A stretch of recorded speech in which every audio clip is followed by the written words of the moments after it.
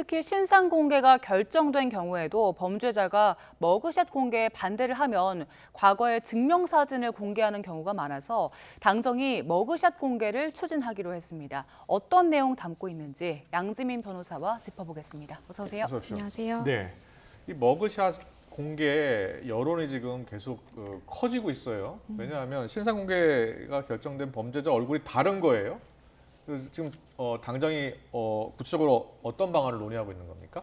일단은 당정이 논의하고 있는 것은 크게 이제 세 가지로 나눠볼 수 세 있을 가지요? 것 같습니다. 예. 가장 첫 번째는 말씀해주신 것처럼 이 피의자의 머그샷을 공개를 해야 된다라는 겁니다. 네. 왜냐하면 지금 같은 경우에는 신분증의 사진이기 때문에 만약에 내가 신분증을 뭐 10년 전에 만들었다. 그러면 사실은 뭐 고등학교 때 사진일 수도 있는 것이고 굉장히 현재와의 모습과 다른 그런 모습이 이제 공개가 되는 거죠. 그러다 보니까 사실은 지금의 모습과 너무 다르기 때문에 어떠한 범죄를 제보하는 데 있어서나 아니면 뭐 재발 방지 차원에서 전혀 이게 실효성이 없다라는 지적이 있기 때문에 이렇게 네. 머그샷을 공개하는 내용이 한 가지고요.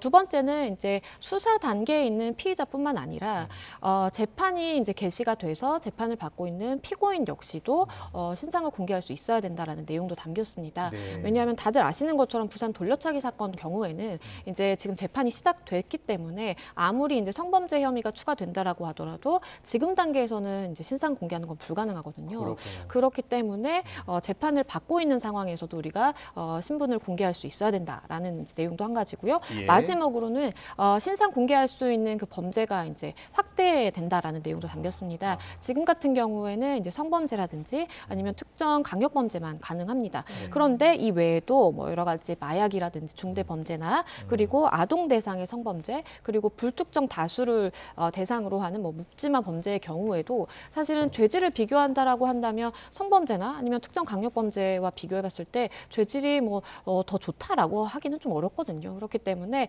보다 그 대상의 범죄를 늘리는 것도 내용에 들어갔습니다. 그렇군요. 그럼 지금도 경찰이 머그샷을 찍고는 있잖아요. 네. 언제 찍는 건가요? 일단은 이제 수사 단계에서 찍게 됩니다.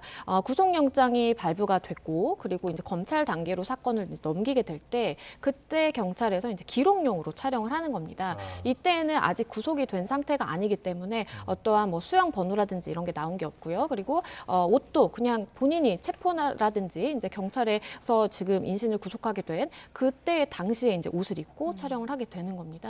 그렇기 때문에 경찰에서는 이제 머그샷을 그 단계에서 찍는 것이고 그 다음 단계로는 이제 실제로 구속이 돼서 어떠한 구치소라든지 어떤 수용기관에 이제 수감이 되게 될 때 그때는 이제 자기의 수용 번호도 나오게 되고요. 그때는 우리가 일명 이제 구치소나 교도소에서 입게 되는 그 수의를 입고 촬영을 하게 되기 때문에 그때는 아무래도 좀 인식상으로는 딱 범죄자다라는 이제 각인이 남을 가능성이 좀 있습니다. 그렇군요. 자, 그렇다면요. 그동안 이 머그샷 사진을 찍고도 공개하지 않은 이유가 있었을 겁니다. 어떤 이유 때문에 공개하지 않은 거예요? 일단은 지금까지는 머그샷을 공개하려면 사실은 이제 당사자의 동의가 있어야 됩니다. 네. 이게 경찰청의 이제 공보 규칙에 따른 것인데요.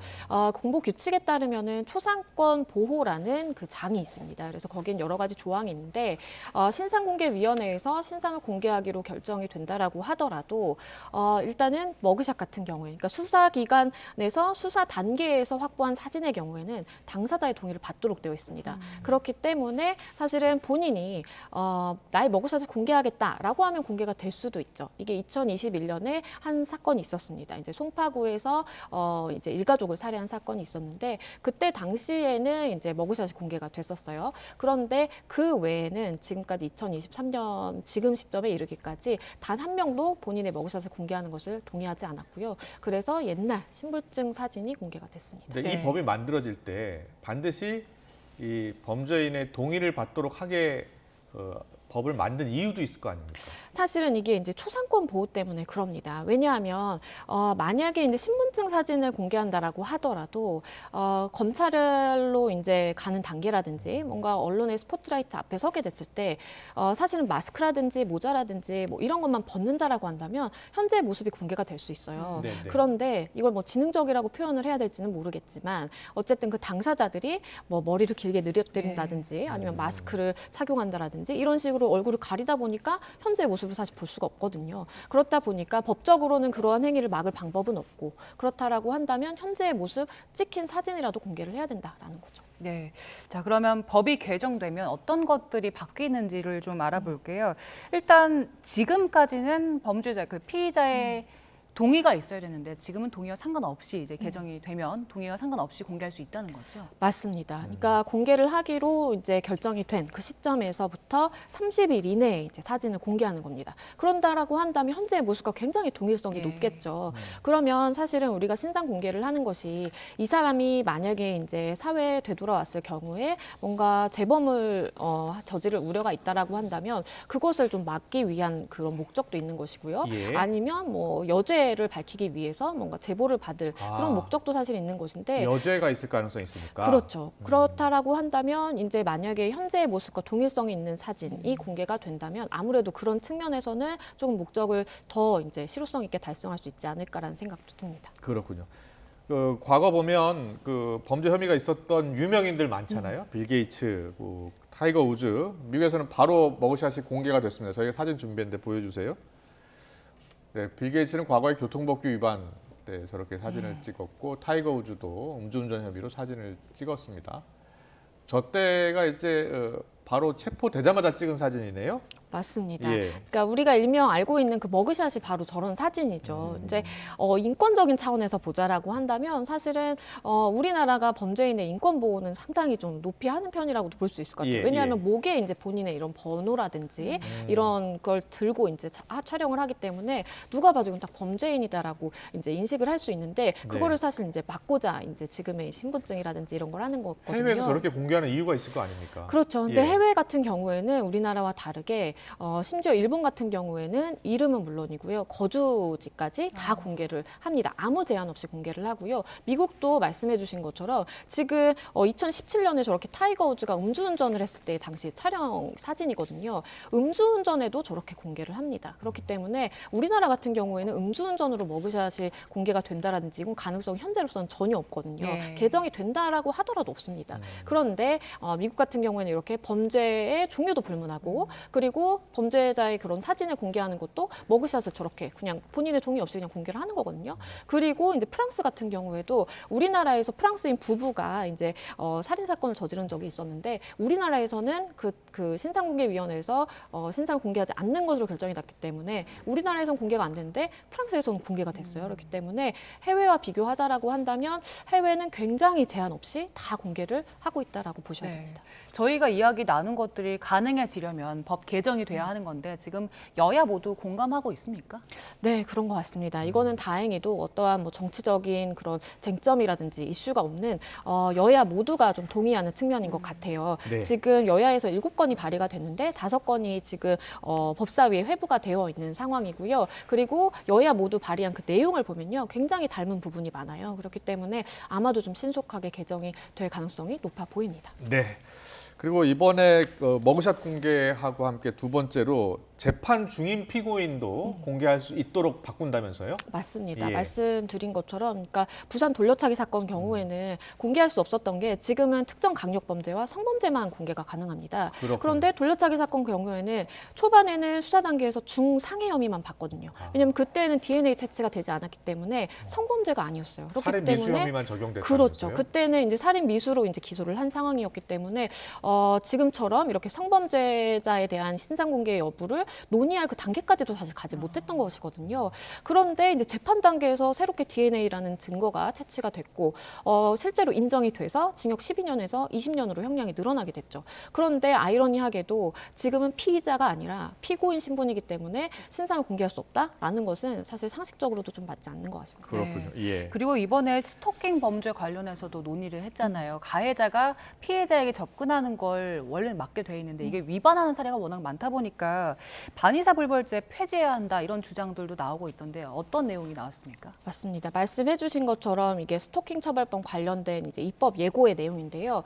지금은 스토킹 범죄가 반의사 불벌죄입니다. 그렇기 예. 때문에 당사자가 난 처벌을 원하지 않습니다.라고 하면 처벌을 할 수가 없어요. 그렇기 때문에 피해자가 만약에 가해자가 내 집에 찾아오는 것이 두려워서 우리 가족에 대한 보복이 두려워서 그냥 합의를 형식적으로라도 해주면 그러면 어떻게 뭐 처벌할 수 있는 방법이 없는 겁니다. 그렇기 때문에 이거는 바로 잡아야 된다라고 해서 반의사 불벌죄 조항을 지금 삭제하는 내용이 이제 담겨 있는 것이고요. 여기에 더불어서 일명 전자발찌라고 하는 이 위치 추적 전자장치 부착을 재판 전 단계에서도 가능하도록 하는 내용이 담겼습니다. 사실은 이제 보통 전자발찌 같은 경우에는 법원이 이제 선고를 하면서 그때 이제 전자발찌 부착을 명령을 하면 그때 할 수 있거든요. 그렇기 때문에 이러한 명령이 있기 전에는 이 사람이 어떻게 돌아다니는지 동선 파악이 안 되는 거예요. 그런데 스토킹 범죄 경우에는 피해자를 찾아가서 보복하는 그런 범죄율이 굉장히 높기 때문에 이 사람의 동선을 재판 단계 이전에서도 좀 파악할 필요성이 있다라고 해서 이러한 전자발찌가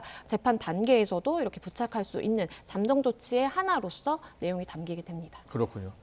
그리고 이 우려되는 대목도 좀 있는 것 같아요. 예를 들어서 피의자 동의 없이 머그샷을 공개했는데 대법 판결 전에 공개할 경우에 혹시 무죄 판결을 받을 수도 있잖아요. 물론 CCTV가 있으면 정확하게 볼 수는 있지만요. 그렇죠. 그럼에도 불구하고 그럴 경우에는 어떻게 합니까? 말씀해 주신 것처럼 일단은 우리가 무죄 추정의 원칙이 이제 네. 대원칙이고 그렇기 때문에 확정 판결이 나기 전까지는 사실 무죄로 보는 것이 맞습니다. 예. 그렇기 때문에 신상 공개의 경우에는 조건이 여러 가지가 있는데 그 중에 하나가 이 사람이 그런 중대 범죄를 저질렀을 만한 개연성이 굉장히 높은 그것이 그 조건 중에 하나로 들어가 있습니다. 예, 그렇기 예. 때문에 어떠한 이제 DNA 채취라든지 정말 말씀해 주신 것처럼 이제 CCTV라든지 정확한 물적 증거와 함께 본인도 범죄 사실에 대해서 인정하고 있는 그러한 경우에 한해서 이제 공개가 되는 것이기 때문에 그럴 가능성도 물론 있지만 사실은 그러한 가능성을 낮추는 것이 보다 좀 요건을 엄격하게 하면서 네. 피해를 막을 수 있는 방법이라고 생각이 됩니다. 네, 그리고 부산 돌려차기남 그 가해자 반성문이 공개가 됐는데 사실 그 내용을 보고 많은 분들이 공분을 했잖아요. 피해자가 결국에는 이 반성문 제출하면 감형되는 거 이걸 좀 막아달라고 청원을 요청했는데 범죄자들이 일부일 수 있겠지만 만약에 감형을 노리고 거짓으로 반성문을 제출할 경우 이런 거 어떻게 판별할 수 있습니까? 일단은 상당 부분 현실에서는 재판부의 재량에 이제 맡겨져 있는 게 현실입니다. 왜냐하면 반성문 같은 경우에는 거의 모든 피고인들이 이제 제출을 다 합니다. 그리고 탄원서도 마찬가지고요. 거기에 이제 정말 진의리 파악하는 것은 이제 법원의 재량이라고 보이는데요. 이렇게 반성문을 제출한다라고 해서 무조건 감형이 되는 것은 아닙니다. 왜냐하면 재판부가 감형을 할 수도 있는 임의적인 그런 감형 사유고요. 그렇기 때문에 반성문이 아무리 제출된다라고 하더라도 이게 진실한 진의가 담기지 않았다라고 판단이 되면 재판부에서 전혀 이제 양형의 요소로 고려를 하지 않는 경우도 있습니다. 그렇기 때문에 현행법에는 일단은 처벌을 하는 것도 처벌이지만 교화라는 측면도 사실은 법의 대원칙에서 보자라고 한다면 이제 들어가 있다 보니까 반성문이라든지 탄원서 같은 요소가 들어가 있지만 사실은 재판부가 그것을 잘 파악해야 되는 것이 역할 중에 하나입니다. 네, 알겠습니다. 자, 정부가 중범죄를 저지른 피의자의 신상정보 공개 때 머그샷을 공개하는 것으로 지금 추진을 하고요. 통과될 가능성도 높다고 합니다. 어떻게 달라지는지 짚어봤습니다. 양지민 변호사였습니다. 고맙습니다.